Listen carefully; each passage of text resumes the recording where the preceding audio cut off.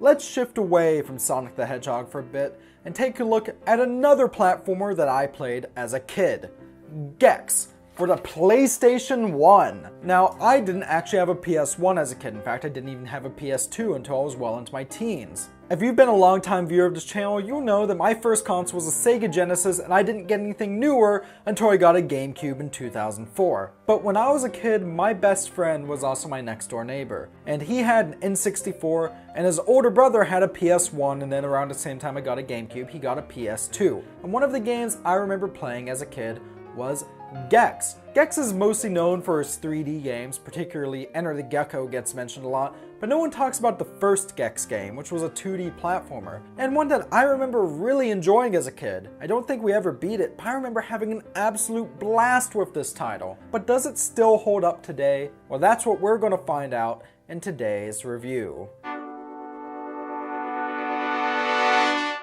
Welcome to Stuff We Play, where we're going back to the 90s, and if that sounds cool to you, why not subscribe? And today we're taking a look at Gex for the PS1, a game that didn't originally come out for the PS1. Much in the same way that Crash and Spyro became de facto PlayStation mascots in the late 90s, Gex was the de facto mascot for the system he originally appeared on, which was the 3DO. 3DO was a company that was headed by Trip Hawkins, who originally founded EA, and the 3DO as a console wasn't made by one specific console, but was rather technology that was licensed out to a variety of different hardware manufacturers, such as Panasonic, Toshiba, etc., etc. He wanted to do much the same thing that was done with VCRs and later DVDs and Blu-ray players. Unfortunately, it didn't catch on because they were horribly expensive. We're talking like PS3 at launch expensive. Those things, ooh, you had to be rich. And thus, no one really played Gex until a few years later when it got ported to the PS1 and Sega Saturn. Except no one really played the Sega Saturn either, which makes me sad as a Sega fanboy. And thus, if you probably played this original Gex game, you played the PS1 version. Along with serving as a 3DO mascot until the 3DO went under, Gex was also kind of mascot for Crystal Dynamics, who made this game. And they kind of wanted to do a Bubsy thing, where they really wanted to give him attitude.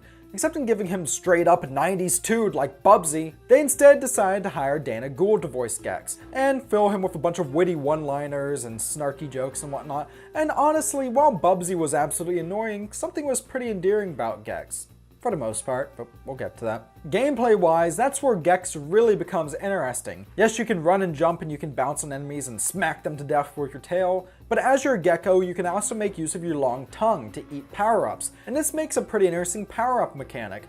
Do you whip the power-up balls with your tails to earn extra hearts, or do you eat them to potentially, well, get the actual powers inside? And then you have the main defining trait of Gex. He can climb on walls and ceilings. And this really leads to some interesting sections. It's just a shame the game itself is so damn hard. Unlike many games where the best part seems to be the parts where you're out in the open with a lot of room, Gex really shines when there's a bunch of narrow corridors for you to crawl around, and I really like how some of these levels play with this. Graphically, of course, it looks a bit dated, but it seems to have kind of that retro charm that you can see someone trying to replicate in a modern indie game. It doesn't look bad by any sense of the word, just a bit dated. Soundtrack though? Well, the soundtrack is fantastic.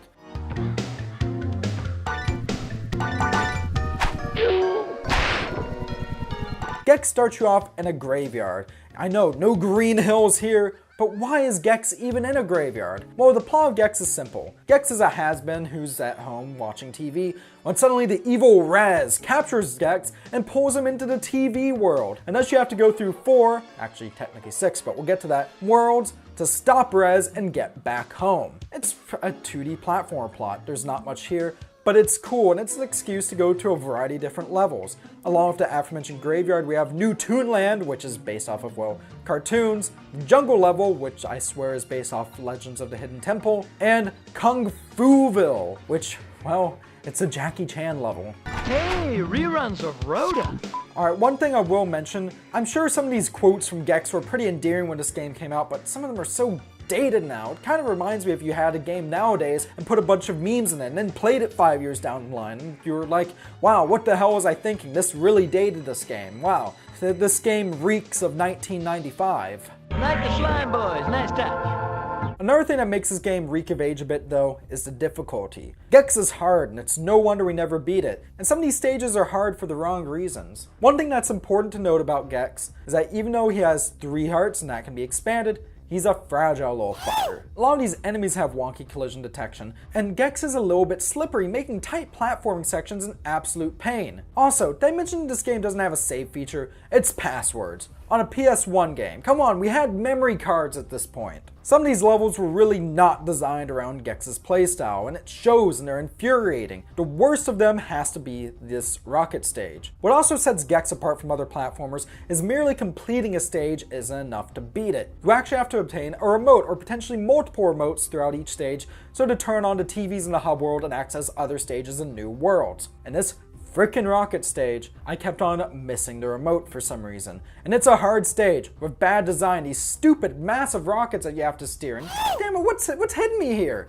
This was the low point of the game for me and honestly made me consider just putting down the controller here. But surprisingly, the final boss isn't too difficult. Actually, none of the boss fights are really difficult. So yeah, you finally make it through the 4 worlds and Rez's UFO opens and you go through the final world, which only has 2 levels. And then you go and fight Rez and you save the day and cut to credits, right? No. That's not the good ending. To get the good ending, you actually have to find a bonus level on every stage, and then you have to get a perfect score in the bonus levels. And then you unlock Planet X, the secret 6th world. Think of Planet X as Star World. And these zones are difficult and full of gimmicks, and you're gonna die and die and die and die. And don't get me wrong, as fragile as Gex is, it's really easy to come across lives, especially since if you collect 100 of these flies in every stage, then you'll get an extra life, but still, this is just infuriating. You know what? You know what? Screw it. Gee, Scoob, let's get back to the mystery van. Gex, shut the hell up. Oh, thank God, there's an option to turn his voice off. I'm just gonna give up. And I'm going to use a password. Here we go. Okay, used a password, made it past Planet X. Fight Rez again. You know, Rez isn't really that difficult, but it's a really cool boss fight. But regardless, with Rez finally defeated once and for all, we can finally get the best ending, where the game tells us that we're God, we're the best, we're big? Did the game just call me fat? Oh, and then it tells us to get a life. I get it, you know, the game's ribbing at me and whatnot, but seriously? You're gonna insult me?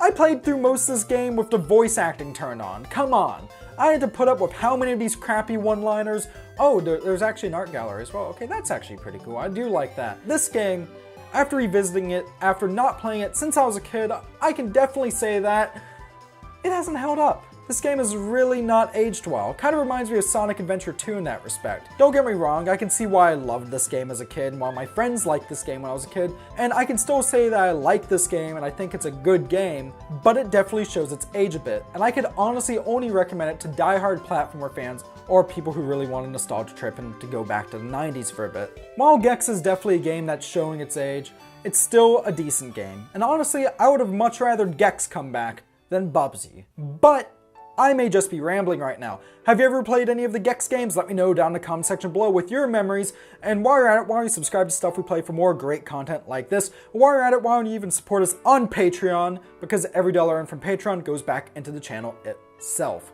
So with that, thank you very much for watching. Stay classy and I'll see you next time.